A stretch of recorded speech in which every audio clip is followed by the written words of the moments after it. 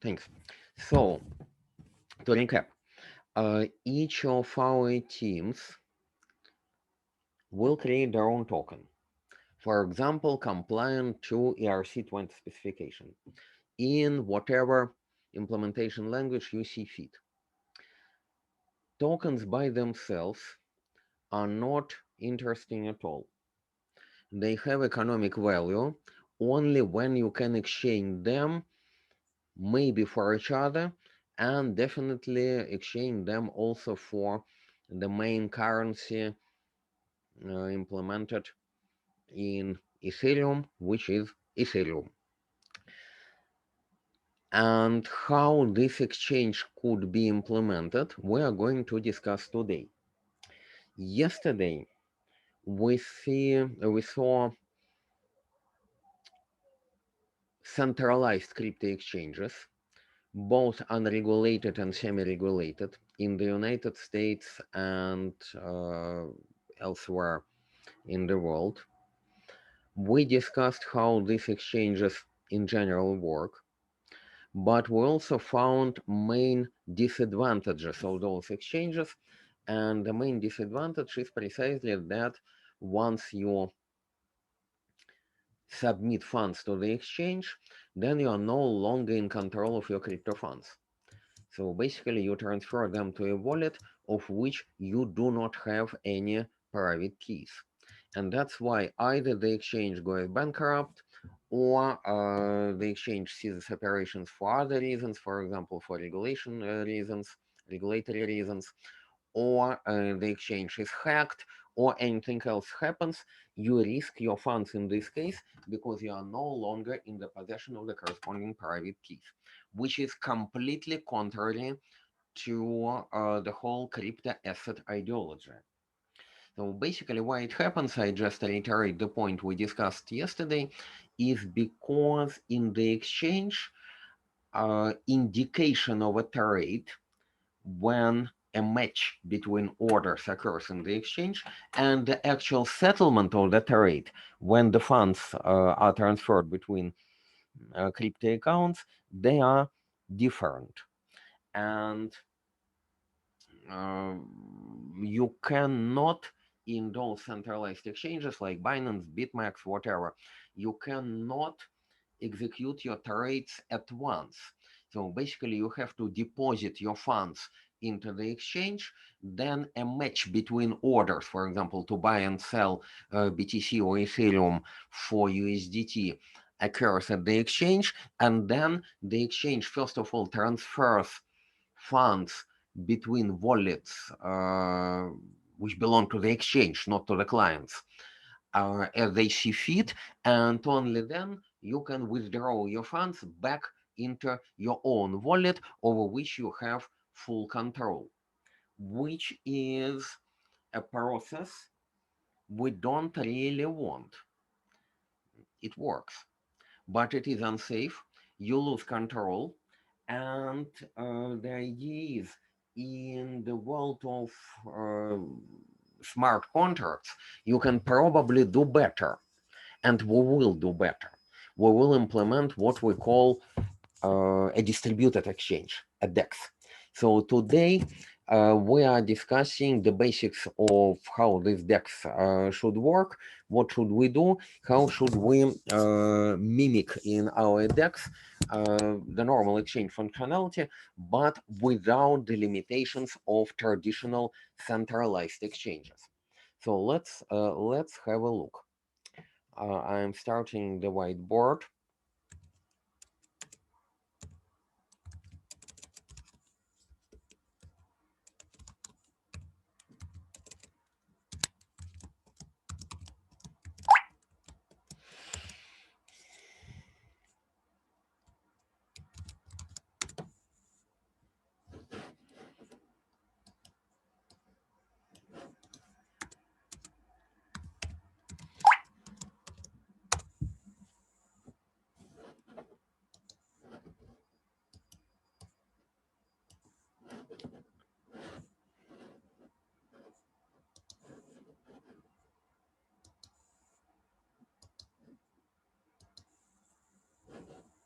Okay, you see the whiteboard, right?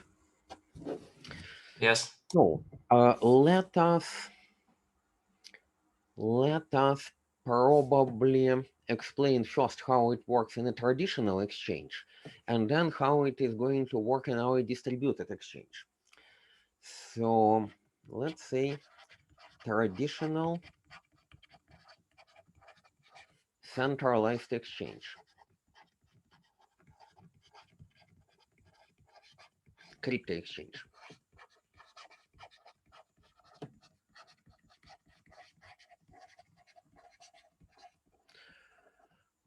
There are two parties.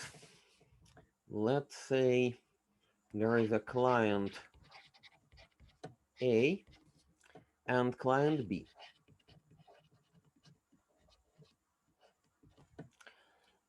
Client A would like to, let's say,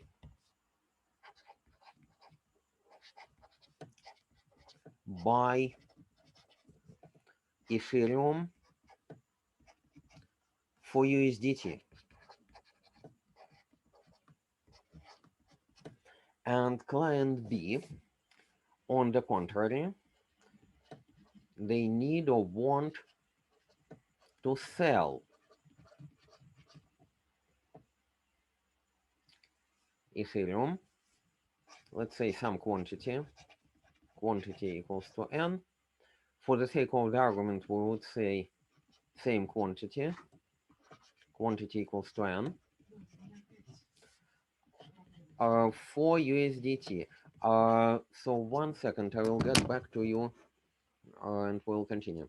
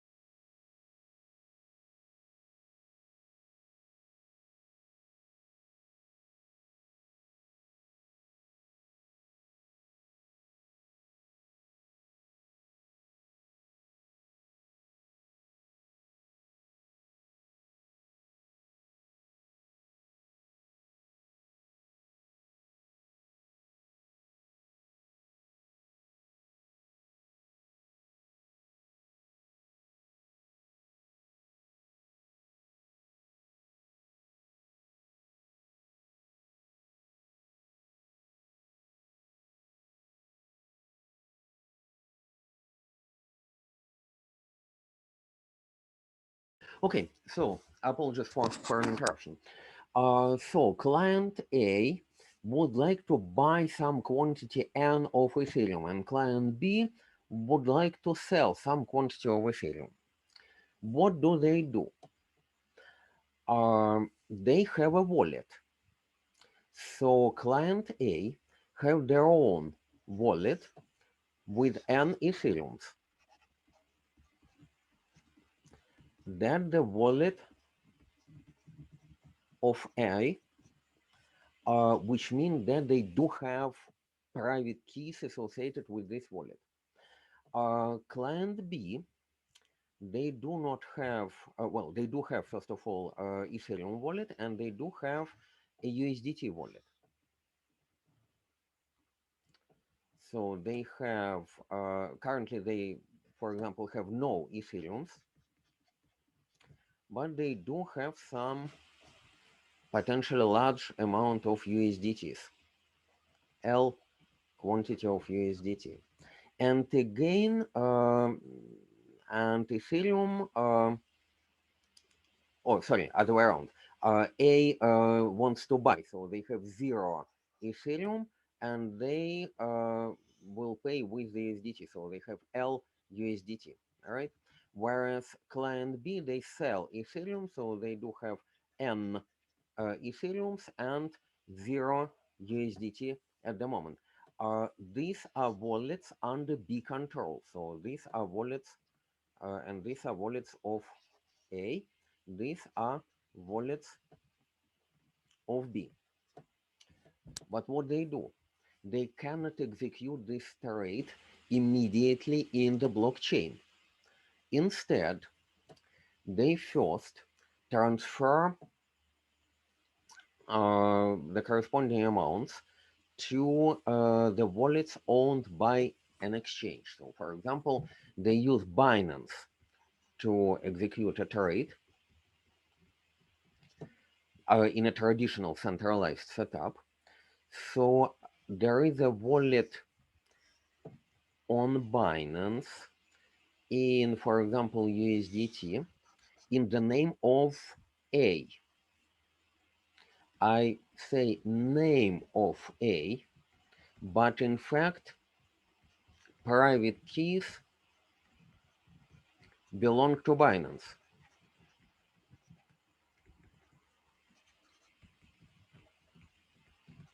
And A transfers some amount of USDTs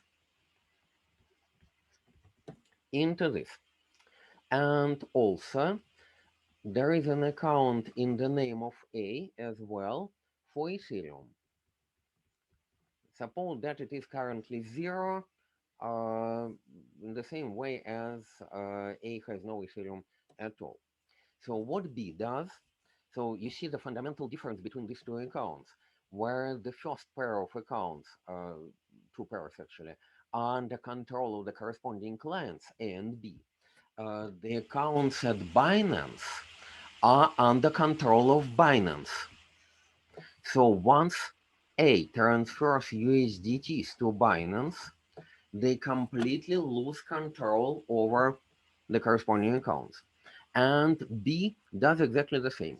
So B has accounts name of B, but name is only, just to see, uh, they legally belong to B, whereas technically B has absolutely no control over these accounts.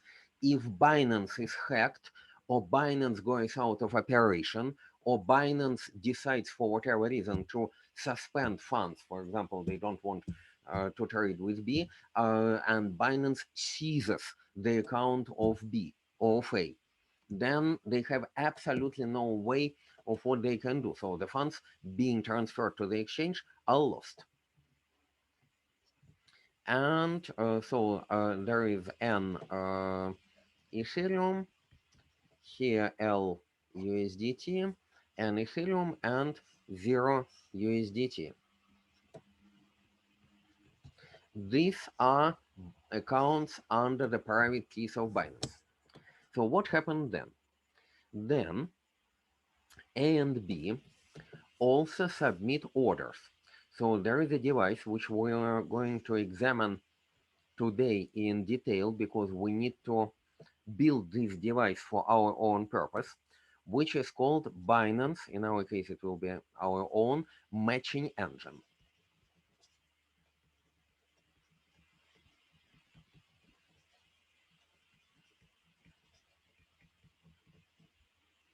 Okay, Binance matching engine.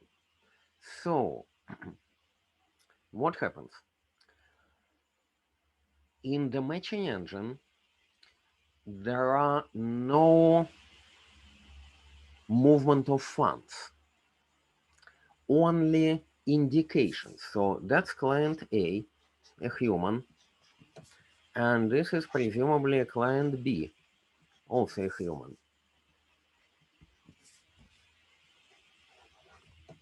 So what they do after they have deposited funds in the corresponding accounts on Binance, they submit. So first of all, they submit orders to deposit the funds. They submit buy and sell orders. Okay, what is the, who can tell me, what is the current value Ethereum to USDT?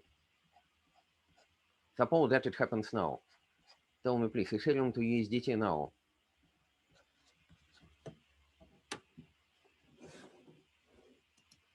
Does anyone have an idea? Let's have a look at Binance. We go to Binance. 1,938.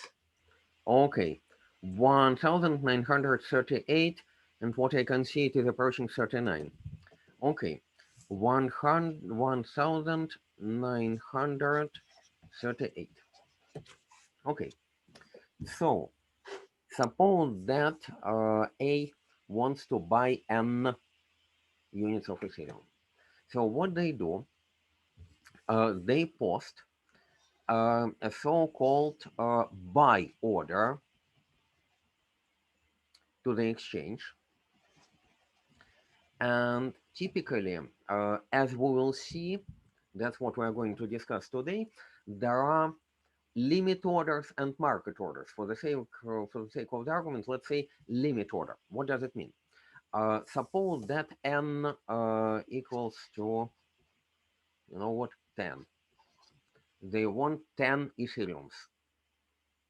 Okay, buying an Ethereum at some limit price. So what is this buy order? Quantity equals to 10. Limit price, what does it mean?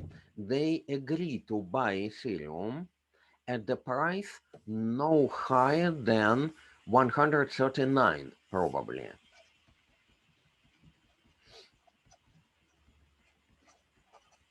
So if they can buy for 138, it is okay, but limit price is 139.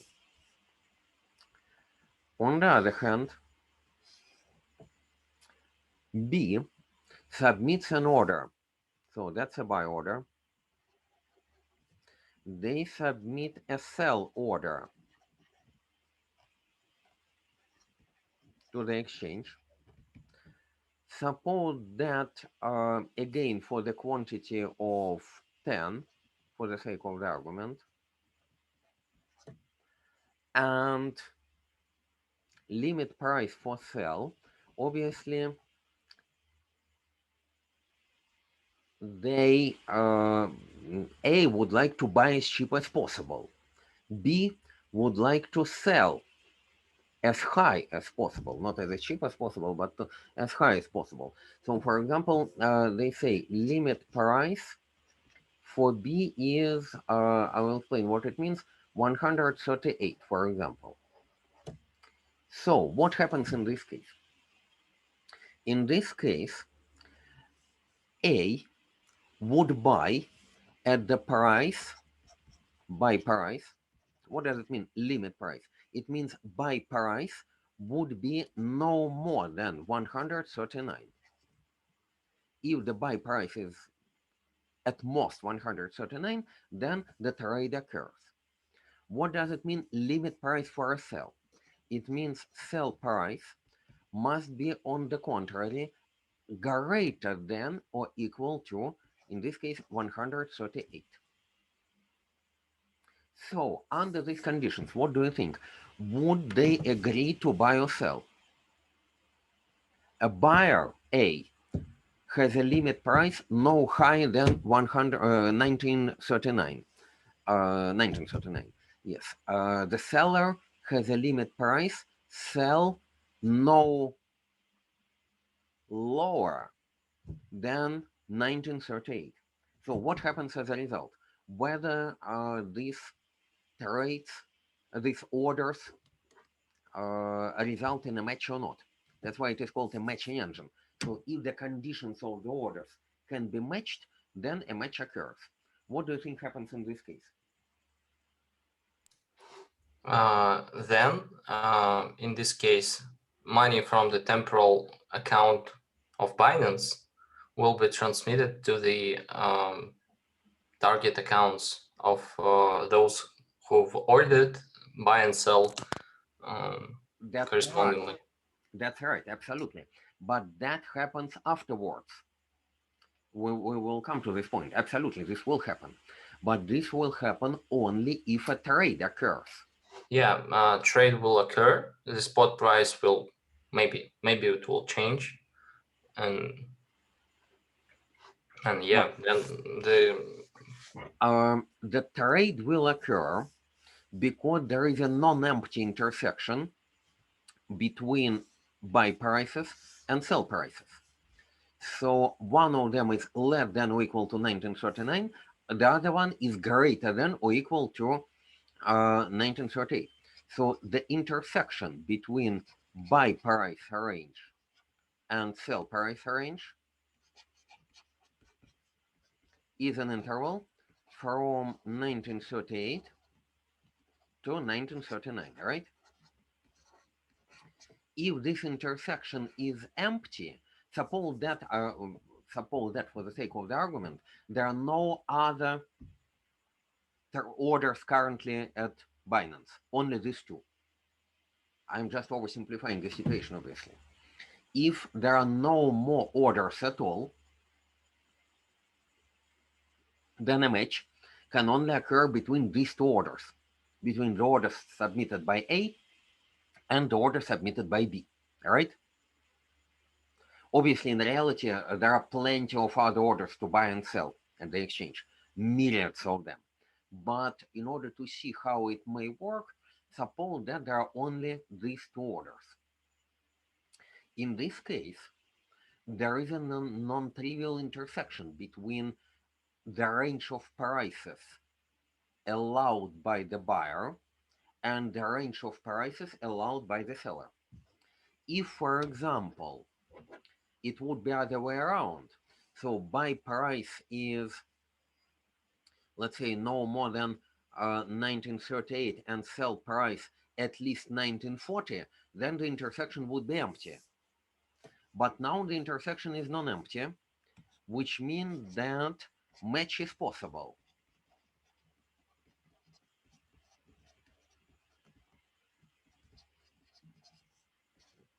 Intersection is non-empty. Okay? Now, match is possible, and my question for you is, if match is possible, at which price then, in the presence of these two orders, the trade will occur? Will it be at 1938, 1939, or maybe at some price in the middle? What do you think? may you please repeat? We say that there is a non-trivial, non-empty intersection between the price range allowed by the buyer, which is less than or equal to 1939, and the price range allowed by the seller, which is greater than or equal to 1939. The intersection is obviously any price between 1939 and 1938, in which case both conditions are satisfied, right? Yeah. So any price within this range is okay for the buyer because this condition is satisfied, and is okay for the seller because this condition is satisfied. If the price is in the range between 1938 and 1939. So the question is, okay, this means that the match between these orders, so this is order, say, from A, this is order from B. Um, A match between these orders is possible, but at which price the trade will occur, really? At the price that seller is ordered, uh, Not uh, necessarily. made an order. Interestingly, not necessarily. What will happen and why this we'll see shortly, at the price which was entered in the system first. So it is important actually which of these two orders, we suppose that there are only two of them, came first into the matching engine. Simply that. So if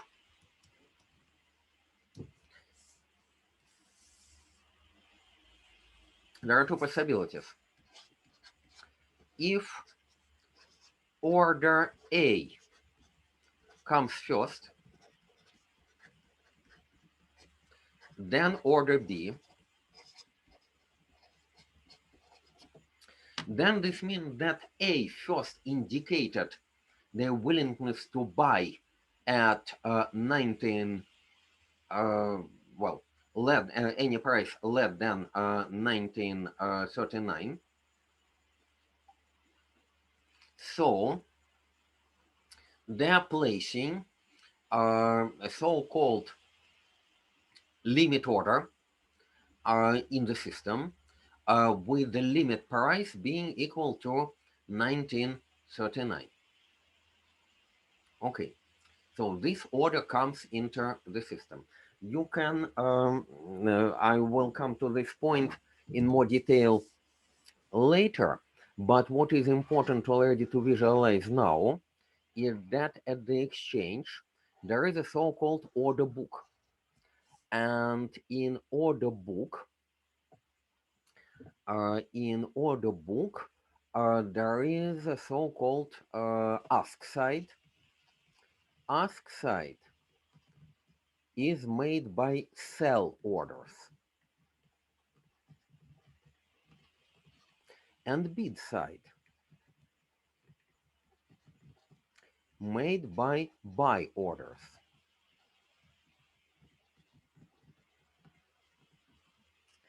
And at any moment when the order book is stationary, so there are no trades, then this is the increasing price. So the lowest ask is always higher than the highest bid. And there is a spread between them, which is called bid-ask spread. We'll repeat this point shortly. So for the moment, initially, suppose that both sides are empty. There is nothing to sell and nothing to buy. Completely empty. Obviously, in reality, it is not the case. At Binance, there are myriads of other orders, but suppose that there are none. For each instrument or currency pair, there is a separate order book. So this is the order book, what we examine now, the order book for precisely this Ethereum USDT. So what happens? What happens is that first, the buy order comes with the limit price of 1938, and it is placed here. So the order A would be actually the only one at price 1930, buy at 1939. And there are no other orders. Now, and the order A is in the system. Now order B comes, and the system checks whether the price, the limit price of B is greater than or equal to, or the way around, the maximum price at the bid side. In this case, the order B has a price which is, you see, if the price for order B, suppose that for the sake of the argument, the price for order B would be to sell at 1940. Suppose this. If the price of order B is at 1940, then the order B is also placed in the order book now on the sell side, on the ask side, and this means that they do not match. B wants at least 1940, A wants at most 1939. So there is indeed a bid-ask spread between them, and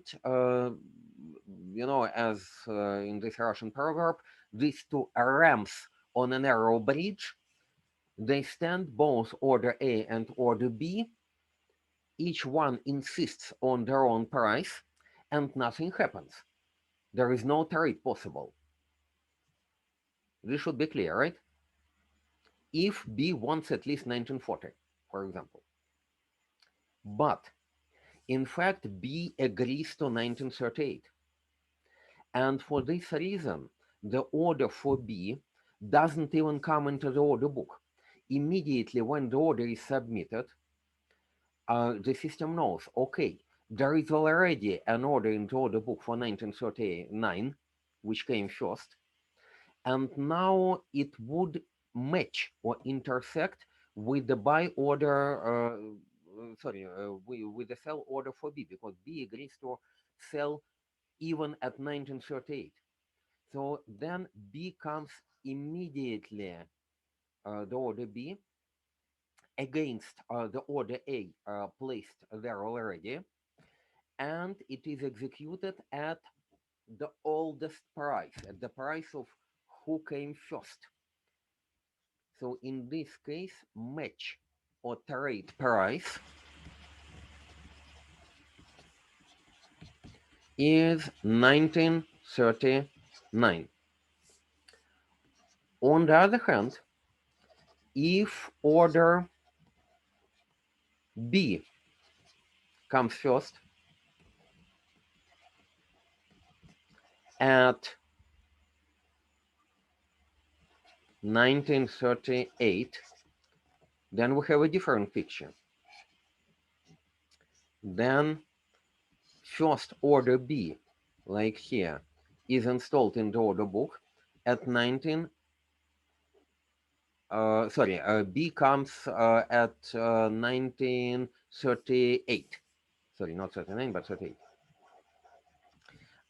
Order B is installed at 1938. Then order A comes, order A comes, and A would agree to buy at 19, even at 1939, but that's not necessary. It does not come into the order book.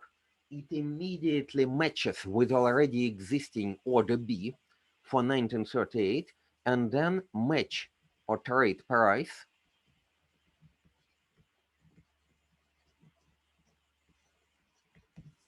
is 1938.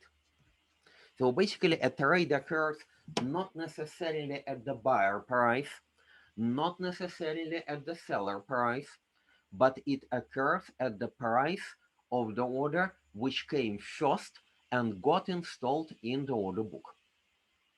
Okay? So that's a very important point which we'll need to implement when we implement our own matching engine. So in order to implement that, we need to clearly understand these mechanics. Please ask any questions if you have questions at this point. So actually, essentially, this traditional exchange works exactly like a usual exchange with any other equity. Yes, very much like any usual financial exchange for equities, for FX, absolutely same way. Exactly same order book. So if you are familiar with the mechanics of order book, then you will be able to implement this order book relatively easily when it comes to DEX. In DEX, we'll need to implement a similar order book, but it will be implemented as a smart contract living in our Ethereum blockchain rather than just being a separate piece of software. And now, in this case, at whatever, I don't know who came first, suppose that A came first. Suppose that in our example under consideration, A came first, and therefore, let's say trade price is 1939. What does it mean? It means that what happens to A? Now let's see Binance wallets. After this match occurred, so there is a match. After this match occurs, not immediately, but relatively soon, maybe within, let's say, a minute, Binance would update the wallets. Well, they would update the wallets which legally belong to A and B, but technically, due to ownership of private keys, they still belong to Binance. So now those Binance wallets, which we have seen here, Binance wallets are updated. How? Um, A now receives an Ethereum, but instead of 0, but that's a Ethereum, what is going to be a USDT wallet value? It used to be some L, where L is, let's say, a relatively large number. So what will happen with the value of USDT wallet for A? Probably Binance has the same amount of, like, it will transmit the required amount of USDT from its own Binance account that has this amount of USDT to the wallet A. No. You see, it's much more simple than that. The trade is between A and B. A buys Ethereum, and indeed, A receives an Ethereum in their Ethereum wallet. It used to be 0. You see here, it used to be 0, right? Now it is N. But A pays in USDT for this Ethereum. So there used to be L USDTs, and now it will be L minus the number of USDTs spent for buying Ethereum. How much USDT is needed to buy an Ethereum if the trade price is this one? 1939 Yeah, multiplied by amount of N. multiplied by N. Yes. One Ethereum costs 1939 USDTs. N Ethereums cost 1939 times N USDTs, right? So that's how many USDTs A spent for buying. And it did have L USDTs on the account. Now there will be less. L minus 1939 times N. And the trade would occur, there is another separate condition, only if this remaining quantity is greater than 0, greater than or equal to 0. If the remaining quantity is not sufficient, so it would be negative, then Binance simply doesn't allow you to make this trade. It would say, okay, A and B agree on price, but simply A did not deposit a sufficient amount of USDT to perform this trade, right? A did not deposit sufficient amount of USDTs to perform this trade, so very unfortunately, a trade would not happen. So a trade occurs only if both actually conditions are satisfied. So first of all, prices match, and secondly, both A and B have sufficient funds on their accounts associated with Binance, accounts held at Binance, so that they can settle the trade. So basically, this part is called matching orders. Okay, and this part, which we discuss now, is called settling the trade.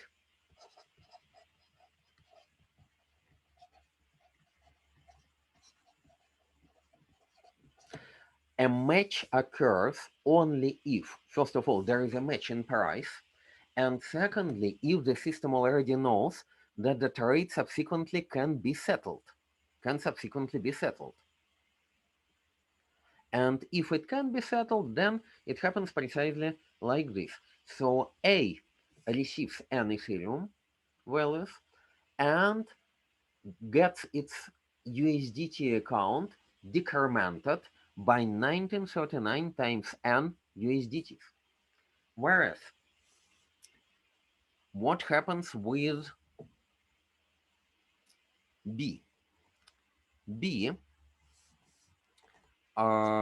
B Ethereum, B sells Ethereum. So B uh, now gets, it did have n Ethereum values precisely, minus n because they sold them, therefore 0 on the B's Ethereum account is now 0, whereas BUSDT gets what it used to be before, 0, plus 1939 times n. Therefore, basically what happens is that 1939 times n USDTs moved from A account to B account, whereas n Ethereums moved from B account to A account. So in this case, am I correct that when we use non-traditional exchange based on the smart contract? Yes, DEX, let us call it. Yes. Yeah, and in this case, the trade itself is much simpler because we don't need those temporal accounts owned by Binance, for example. Absolutely. Absolutely. You're absolutely right. So instead of how many phases? Let's see. There will be 4 phases here or more. You see, phase 1 is submitting funds to your Binance account. So that's phase 1. Let's move to the left. So that was phase 1.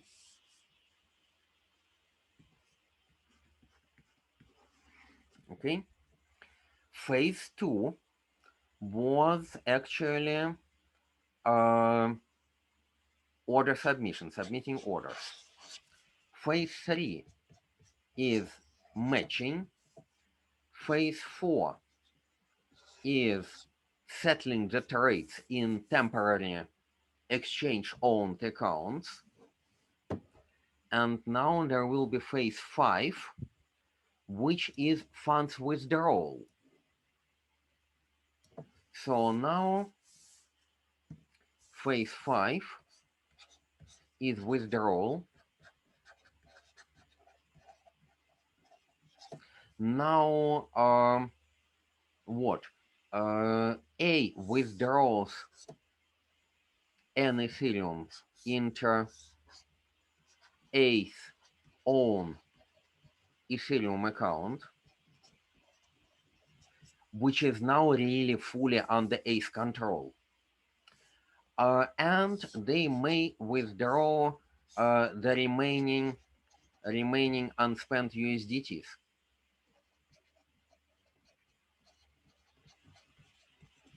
Whereas B, withdraw USDTs, 1939 and USDTs. That's how it works.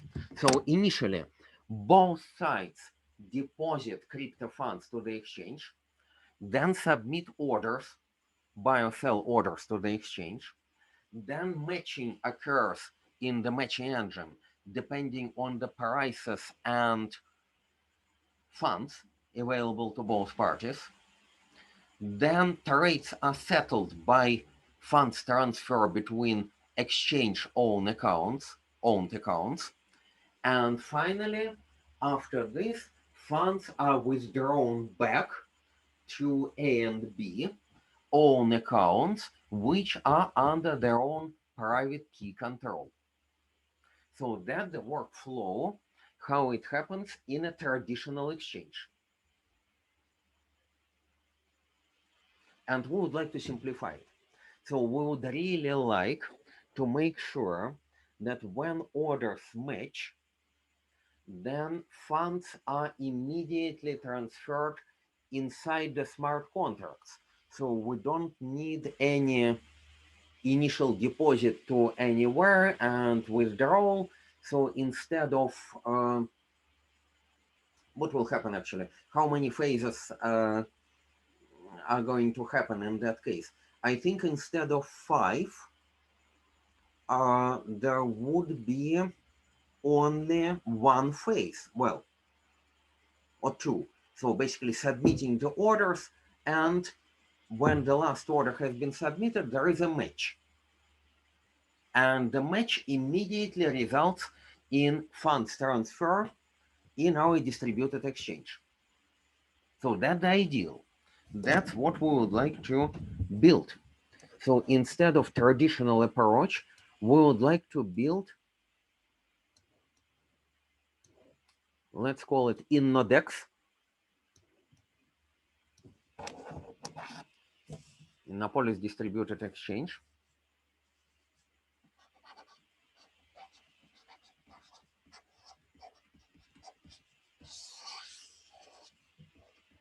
Distributed exchange.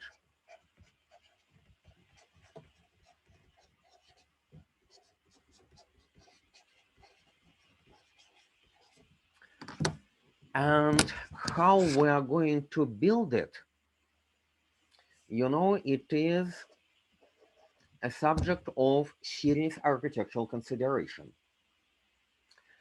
I should probably provide you with little bit more detail about how traditional exchanges work, because and how the matching engine is implemented, because what we'll need to do in this case is basically to implement a similar functionality,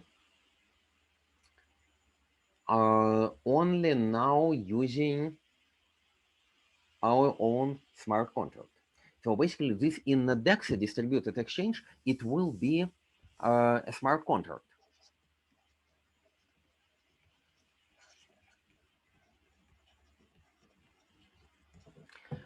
There is immediately a question actually, whether it is going to be one smart contract or possibly multiple smart contracts. What I mean, we currently considered only one instrument. We considered an instrument which is a currency pair, Ethereum to USDT. But in fact, we are going to have, we will implement multiple coins. By the way, have you already started a project to implement your own coins? Yes. Okay. Do you have names for your coins? It was in a context of some task like sports coins when you can obtain them when you visit sport complex or something like that. So Okay, okay. So, wonderful. So let's call it, for example, there is a coin which is called, I don't know how you, have you already deployed the smart contract? yes. So what is the precise name? Because you gave a name to it. I would like to record the exact name. Hmm. It's hard. You should have specified the name of your coin when you deployed it. There is some name. Let me see. Okay, yes, please.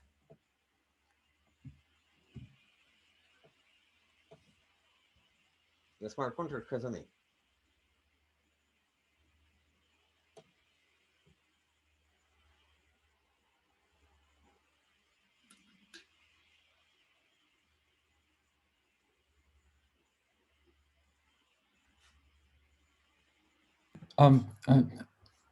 By mentioning this coin, do we mean like a course project that we previously discussed a lot of times? Yes, I mean that your first project is to implement a token which is compliant to one of the standards, ERC20, ERC721, ERC 1155, although I don't think we need any of the latter. So, SCT. okay, how do you say? SCT. Sport complex token. Simply that, 3 letters. Yeah. And it was not taken yet. I guess it was Robson test network. It wasn't actually something that is. Oh, okay. Okay. It is just a test network. It's not an actual I see. I Ethereum see. I see. network. It is a test network. Okay. In case if it is taken, then suppose that would prefix it with inno. Inno SCT. I don't think it has been taken. And you know, it is a good name. Innopolis Sport Complex Token. Perfect. And this one is, I presume, ERC20, right? Yes. Okay. Okay. Now, well, any other token implemented? Any other team implemented their own token? May I ask you some questions Yep. about Ethereum? I'm just reading some paper about Ethereum and the very first the zero block that was generated.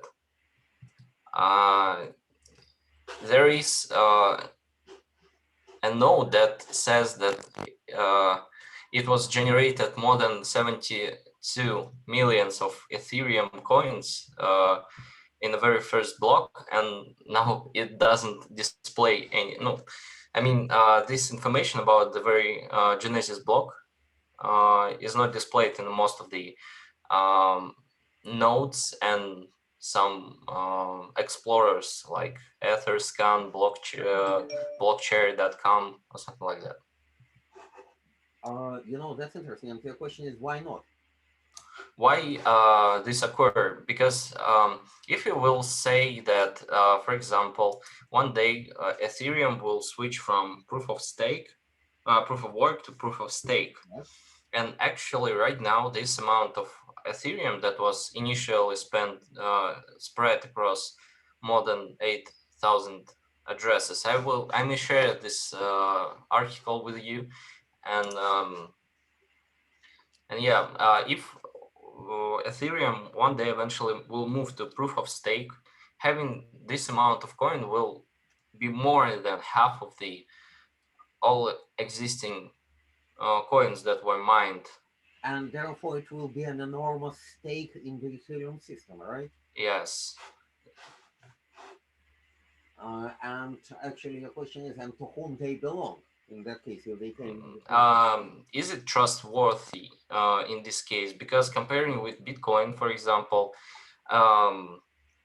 where as you usually say that it is quite primitive, but nevertheless it's more transparent in this case. We can see all the transactions starting from the very beginning. We can see the, for example, Yes, I see your point perfectly. There is no straightforward answer. I didn't notice it. It's a very good thing that you have paid attention to this enormous amount of Ethereums which came into the Genesis block. Let's see. Uh, let's see. And one of no, one of the things which I really need to think about is first of all whether it is any relevant anyway, because Ethereum experienced multiple hard forks since then. So whether the very original Genesis block um, has any relevance at all, um, I'm not completely sure. Maybe yes. Maybe yes. Need to. I've sent you the link to the Yes, please. Explorer. It's very interesting to to examine this. So because otherwise you say when it eventually switches into the proof of stake, then there would be one controlling person, maybe Vitalik Buterin himself, who has the largest stake in the system, possibly more than all other users altogether, and it would no longer be a democratic system like it is today. Uh, all transactions could be potentially controlled by one person through this proof of stake and enormous stake, all right? Yes, and the second question is that, for example, when we talking about smart contracts, they are usually deployed in a binary form, and there is no way how to see the source code of those smart contracts. For example, there is a recommendation of using this, for example, ERC20. Like standard, but nothing prevents the creator of this smart contract, for example, some exchange, to, for example, create a special function that allows you to like take all the monies that is present here and give it to some account. The answer is generally yes. So how can we keep track of such activity in those networks? Good point. So, first of all, although your smart contract is binary, it is actually comprised of a bytecode. So, some meta information about this smart contract should be available. So, I think it is a more general question, actually, of um, how can you interact with a potentially untrusted smart contract if you don't know exactly what this smart contract would do, all right? And Yes. you remember in ERC20, for example, compliant coins, a smart contract, which is in this case represents our exchange in the DEX, is indeed allowed. You remember, a smart contract is allowed to execute the receive from method, which would withdraw funds from one party in our coin, for example, in a city, and put them in the wallet of another party. In order to do this, you first need to set the permissions to authorize this withdrawal up to a certain limit. You remember, right? Because otherwise, your receive from would not be, well, in theory, would not be valid. But your question is, what, for example, if you invest into a particular coin for which this receive from method is flawed, and for some recipients, it would execute the transaction, for example, without the prior authorization, whether it is possible. So your point is a very valid one. You can see typically the bytecode of a smart contract, but you don't see the implementation, and you wonder whether you can trust investing into a particular coin at all.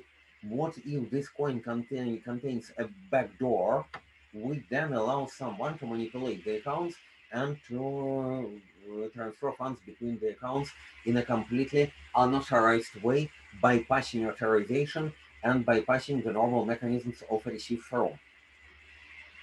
That's the point, right? Yes.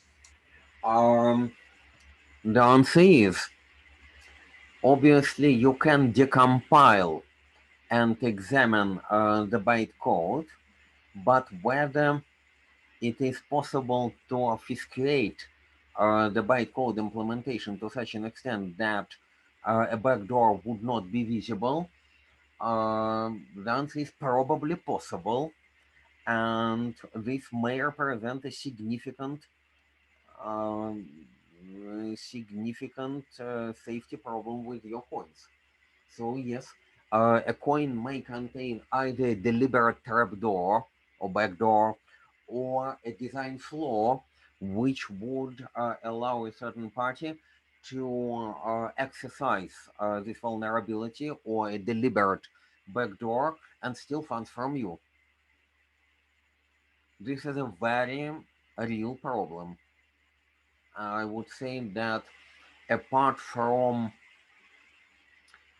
using only trusted coins for which you believe that auditing has demonstrated that there is no such trapdoors and so on. I don't think there is any general solution. Uh, it is a very good point, and let me even dedicate a particular lecture to a discussion of overall safety, security, reliability, dependability, and so on of smart contracts. The situation is slightly better um, in, well, not slightly, but significantly better in latest generation networks like InnoChain, which is currently under development, in which case smart contracts can be formally verified. But again, in order to trust that it is formally verified, you need to trust the author and know actually who had implemented and deployed this smart contract. So I I also wanted to you. I wanted you to. Do you know some like trustworthy tokens that you can recommend, for example? oh, apart from the very popular one that Ethereum, USDT, and USDC are trustworthy, whether any others, um, it is a very, I would say, a very open question. Because indeed, the trust in a token is a trust in both actually correctness and dependability of its implementation, plus obviously a trust into the economic value of the corresponding token. And if for the primary, let's say tier one tokens, we already know something about them, about BTC, about Ethereum, USDT, and so on, there are so many second third or up to probably fifth tier. They're all different with respect to certain criteria.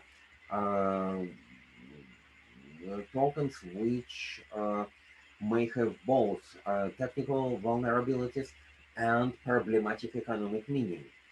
Um, so asking this is um, very similar to asking, for example, which bond uh, bond emittents, the companies which uh, publish bonds, could be trusted or not.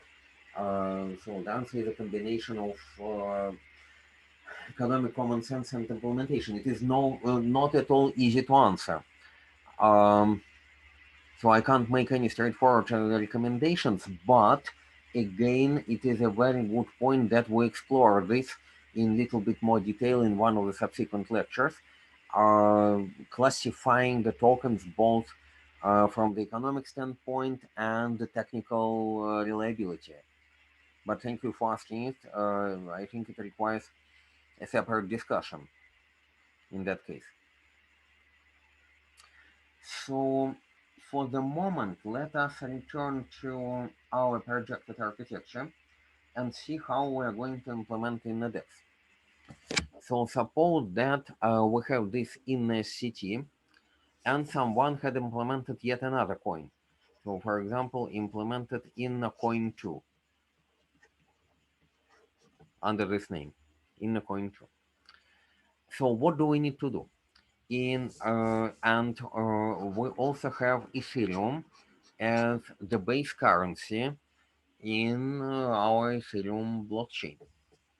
So our DEX would need to implement all multi-sided, in this case three-sided, exchanges, exchanging all these in coins between each other and exchanging them for Ethereum.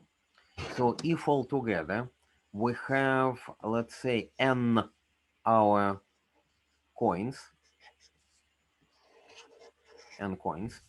uh, which are implemented by us in the framework of this project.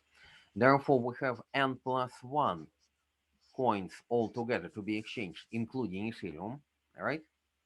And therefore, the number of exchanges would be the number of pairs we can make out of them is obviously going to be n plus 1 times n halved. So for example, if n is equal to 2, we implemented 2 new coins, we exchanging them for each other and exchanging them for Ethereum, and therefore there are altogether 3 currency pairs, as you can see in this triangle, and so on. N by n plus 1 halved. So the question is, this index smart contract, how should it be implemented? Should it just implement one matching engine? So one matching engine per smart contract. So for each pair, there would be an individual DEX, or there would be a big DEX for all pairs under consideration. I propose, probably it is a good idea, I propose a solution with one huge DEX, which would deal with all of our pairs. Although individual matching engines per pair is also possible. So number of pairs is n plus 1 times n halved, and we would say one big index smart contract for all n times n plus 1 halved matching engines. It is important to understand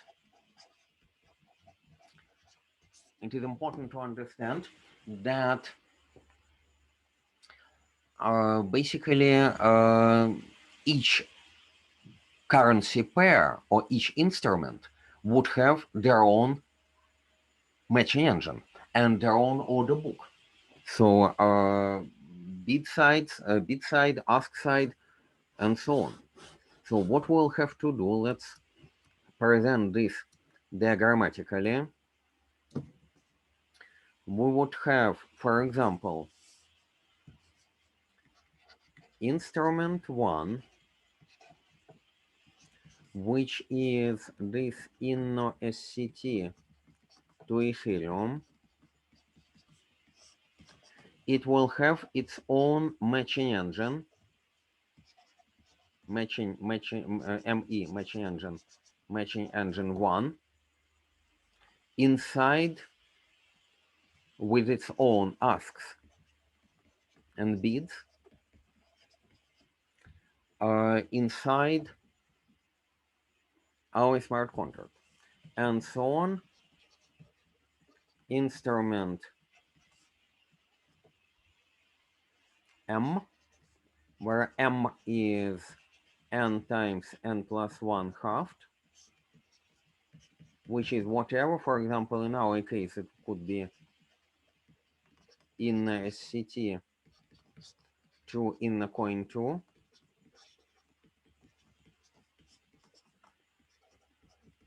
would have this matching engine M, again with asks and bids. And all these matching engines live inside our smart contract, all in the DEX. So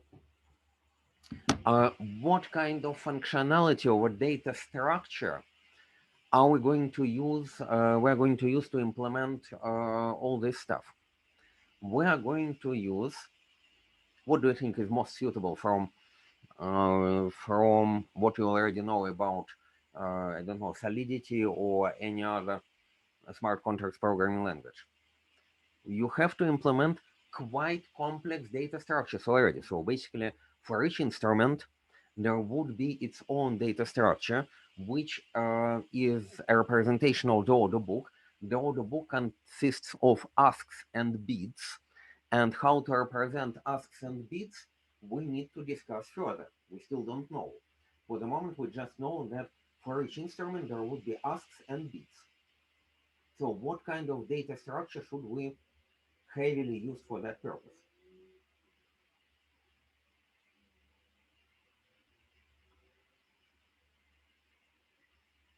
There must be some kind of map, all right?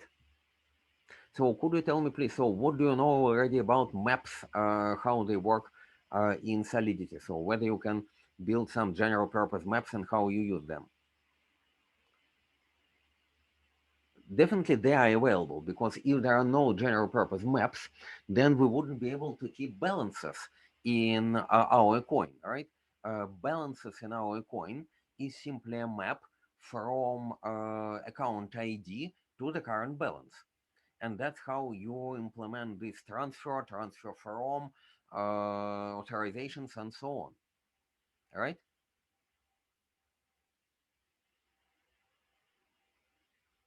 So how are you going to use maps in whatever your favorite smart contract programming language? For example, in Solidity, in this case.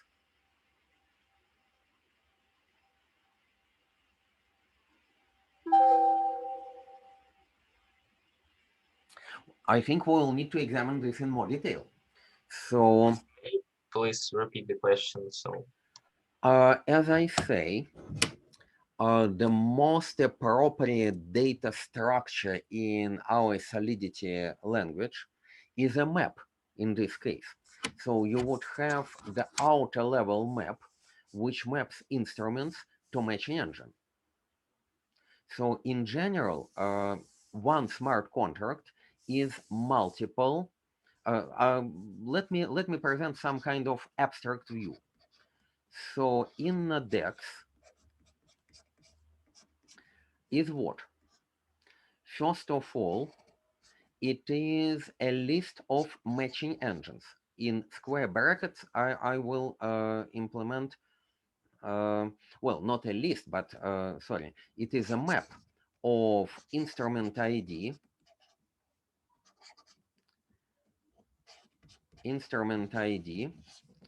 to a matching engine, all right?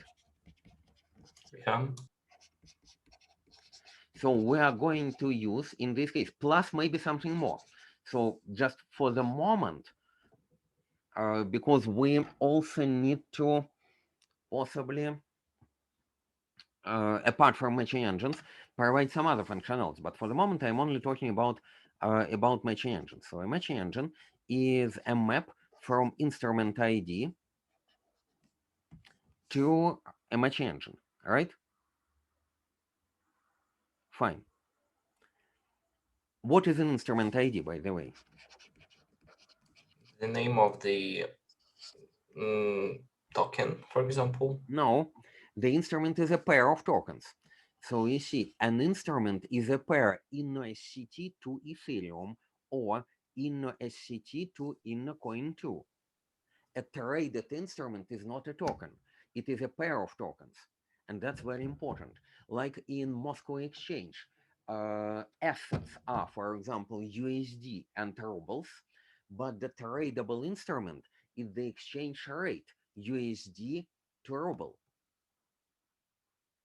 Yes, but may we use the same instrument pair as an exchange rate for both combination of, for example, USDT to Bitcoin and Bitcoin to USDT? Normally, it is only one side which is traded. So there is some kind of convention. And usually, if you have a very liquid underlying such as Ethereum, it should be second, because settlement occurs in that case in Ethereums, and you value your coins to Ethereum. I will explain it in a second.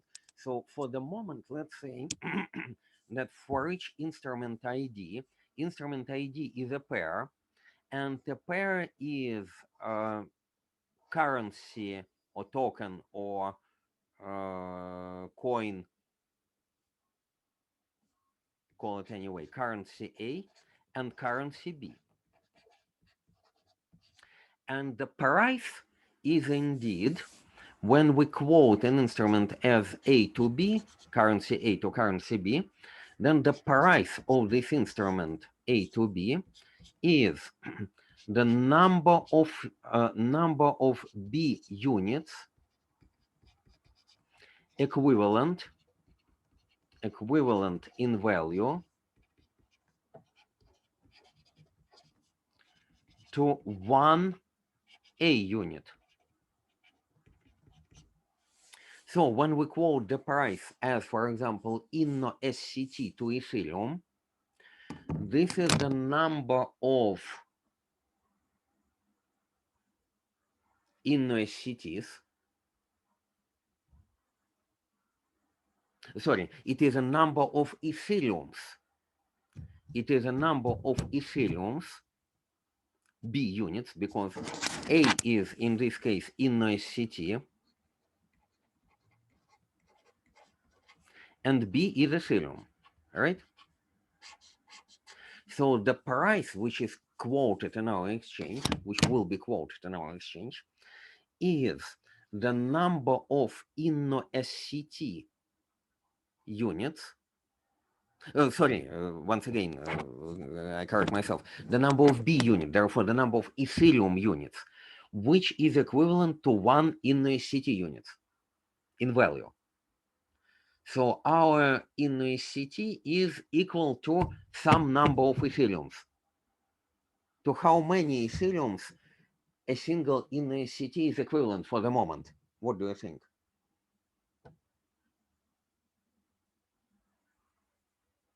At this very moment, I think 0, right? One InnoSCT is equivalent to 0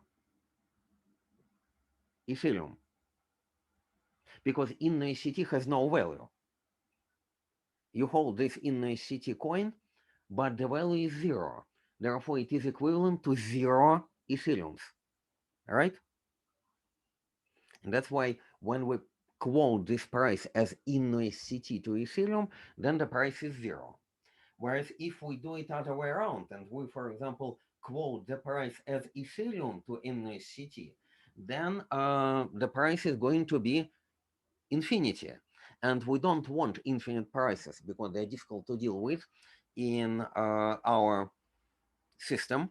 And that's why it is really better to quote it that way, InnoSCT to Ethereum, not other way around. Okay?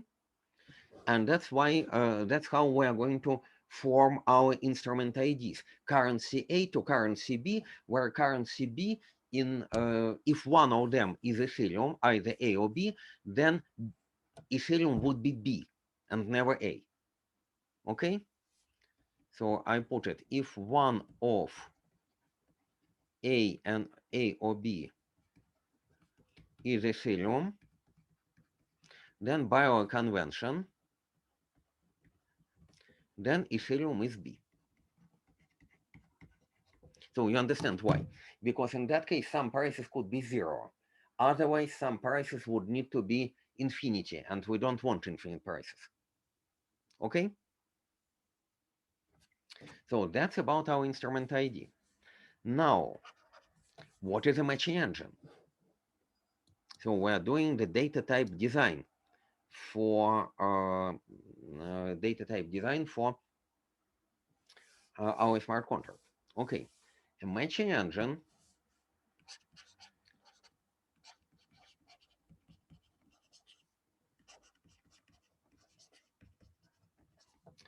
is something quite interesting. I could say that matching engine is ask side and bid side, but apart from ask side and bid side, we probably want something more, something else about matching engine. We want some meta information. So, and that's why I leave some space here. What is the ask side? How ask side is the ask side of the order book? What is the bid side?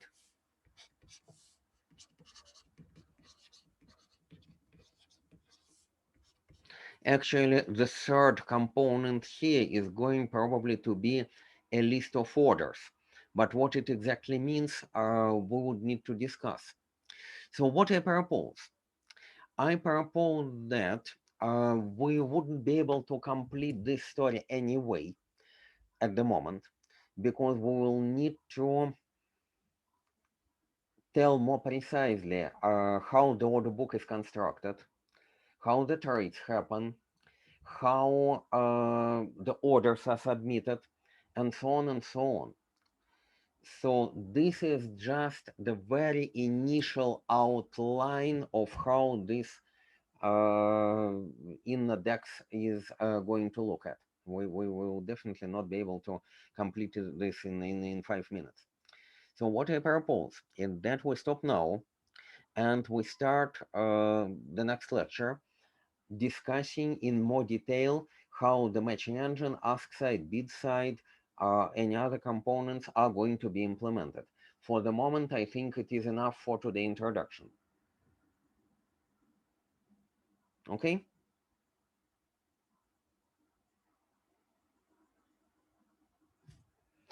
So this is to be defined.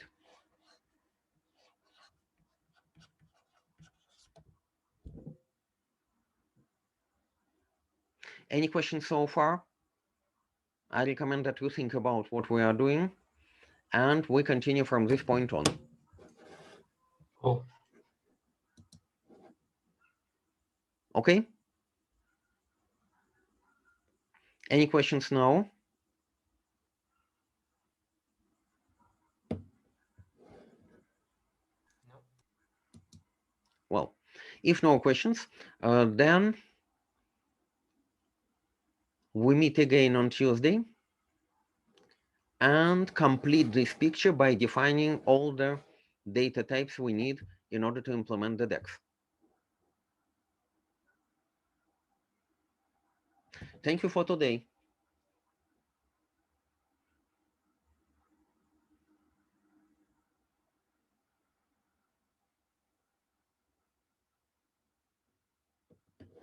Thank you. Thank you. Bye. Goodbye. Thank you.